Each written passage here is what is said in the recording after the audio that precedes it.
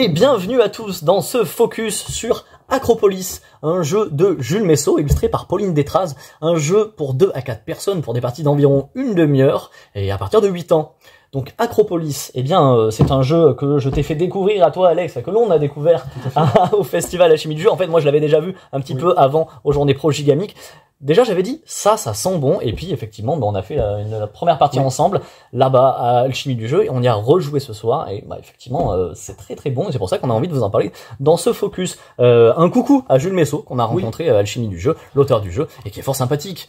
Donc dans Acropolis, qu'allons-nous faire? Eh bien Acropolis c'est un jeu de poste de tuiles, d'optimisation, dans lequel nous allons récupérer des tuiles et nous allons les placer afin de construire notre ville antique dans la Grèce antique, a priori. Bien sûr. Voilà en gros. Et comment est-ce que ça fonctionne un tour de jeu, Alex? Un tour de jeu, c'est très simple. En fait, vous avez juste à récupérer. Donc au début de la partie, on commence avec ce genre de petites tuiles là. Vous voyez, hein, comme ça. Tuile de départ, classique. Voilà, tuile de départ, autour duquel on va agencer plein de tuiles. Et du coup, à son tour de jeu, donc en commençant par le premier joueur qui a ce petit jeton qui est très joli, qui est le chef du coup de chantier, il va commencer à en choisir une parmi ici les 4 visibles. Donc en fait, en fonction du nombre de joueurs, ça change. Si vous êtes 2, vous en mettez nombre de joueurs toujours plus 2. Donc forcément à 4, il y en a 6. Le premier joueur en choisit une et il va la placer du coup autour de son Acropolis en fait. Et en fonction de comment il a agencé tout ça, en fonction des couleurs de bâtiment, ça va faire des points de victoire. En fait, la prise n'est pas, on va dire, gratuite. Du moins la première, elle est gratuite. Toutes les autres tuiles en fait vont coûter en fait un nombre de pierres égal au nombre de tuiles qui la précèdent. Donc si je prends la dernière ici, elle va me coûter 3 pierres. Les pierres, c'est une sorte de ressource qui vous permet justement d'acheter des tuiles, notamment les plus éloignées, et vous allez pouvoir les acquérir lorsque vous allez recouvrir des tuiles. Mais là, du coup, je te passe plutôt la main pour t'expliquer un petit peu le système de jeu, comment on marque les points. Ok, donc chaque tuile va avoir 3 éléments en gros différents, peut posséder 3 éléments différents. L'un des éléments existants, c'est les carrières. Lorsqu'on va les recouvrir, effectivement, on va gagner des pierres, qui permet d'acheter plus facilement d'autres tuiles. Ça va être important d'avoir tout le temps de la pierre sous la main pour pas vous faire souffler les tuiles qui pourraient vous intéresser ou même des fois bloquer les adversaires. C'est un jeu de blocage aussi, hein, comme la plupart des jeux d'optimisation. Vous allez avoir les quartiers. Alors les quartiers peuvent être composés de différentes couleurs qui vont correspondre à différents types de bâtiments qui vont vous faire gagner des points de manière différente, que je vais détailler juste après. Et pour terminer, vous avez les places. Et les places, en fait, ce sont des multiplicateurs de points. Donc par exemple ici, une place violette qui vous donne 2 petites étoiles pour faire du multiplicateur sur le violet. Les différents types de bâtiments que l'on pourra trouver sont en bleu les résidences. Le bleu, eh bien, en fait, il va falloir faire le quartier résidentiel le plus grand possible. On va simplement regarder votre suite de bleu la plus grande possible de quartiers. Alors, on ne regarde pas les places. Les places, elles peuvent être situées n'importe où dans le jeu et vous font des multiplicateurs tant qu'elles sont présentes dans votre acropole.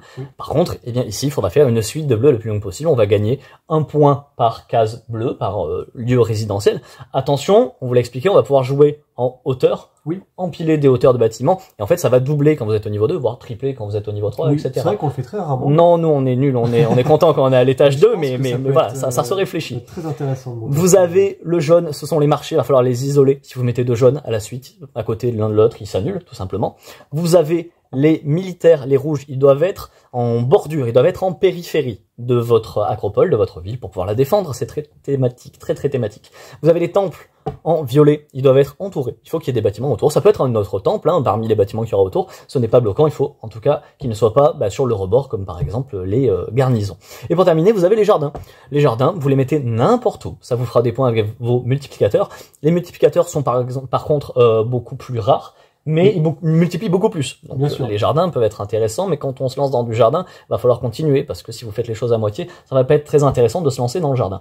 Et donc, comme on vous l'a dit, les carrières, quand vous les recouvrez, c'est comme ça que vous allez gagner des pierres. Donc, est-ce que je recouvre des carrières pour gagner des pierres et avoir plus d'options de jeu, ou est-ce que plutôt à la place, je vais mettre des bâtiments au niveau 2, 3 pour avoir des multiplicateurs de points? Ça va être des dilemmes constants, des petits dilemmes qu'il va falloir prendre en compte. Voilà en gros la manière dont ça se joue. En vrai, en termes de règles, c'est un 8 ans et plus. C'est un jeu familial. Et ça fait partie de ces jeux où il y a peu de règles, mais une grosse profondeur de jeu. C'est un jeu qui, je pense, peut convenir à des joueurs en public familial, en fait, tout simplement. On est sur la même cible que, je dirais, King Domino, Talouva, Carcassonne, peut-être. Ce genre de jeu. C'est un peu plus poussé, en sachant que, du coup, vous avez une autre manière de marquer les points, qui est une sorte de variante un peu plus experte. Exactement. Je vais te montrer ça, voilà. Ça, c'est un détail de points, en fait, qui va se trouver au verso de votre détail de points classique. Et en fait, là, il y a plein de subtilités.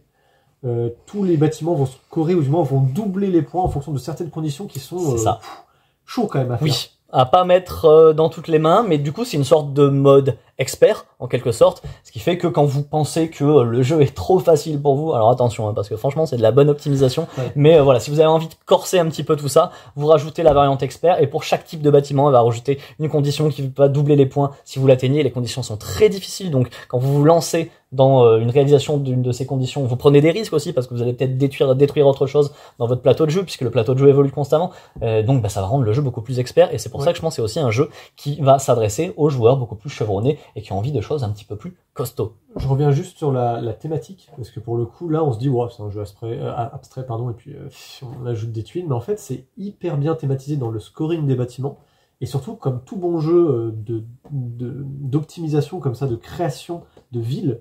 En fait, ça vous crée à la fin vraiment une ville qui raconte une histoire et ça se dessine très très bien sur le plateau. Donc je trouve ça vraiment super cool. Enfin, c'est pas évident, je trouve, d'avoir des fois des bonnes mécaniques et de se dire mais est-ce qu'il y a un thème qui peut raconter une histoire dessus? Là, je trouve que ça marche à merveille. Voilà, on sent que les gens se baladent au marché, on sent qu'ils vont prier de temps en temps dans quelques temples, on sent que, chez moi en tout cas, dans ma partie, le militaire, c'est pas trop ça. Je sais pas si la ville est très sécure, mais voilà, ça raconte une petite histoire. Un score honorable quand même, un score honorable. J'ai gagné pour une fois, mais un score honorable quand même. 104 à 102, s'il vous plaît. C'est vrai que c'est très plaisant de construire sa petite ville. Oui. Et je pense qu'on a tout dit et on souhaite que Acropolis soit un futur classique dans les jeux familiaux, optimisation, poste de tuiles, parce que, il mérite d'être aux côtés des plus grands. En tout cas, c'est notre avis. Yes. On arrive à la fin de ce focus. Oui. Et donc, on vous dit à très bientôt. À bientôt. Chez Jeux des Cartes Bordeaux.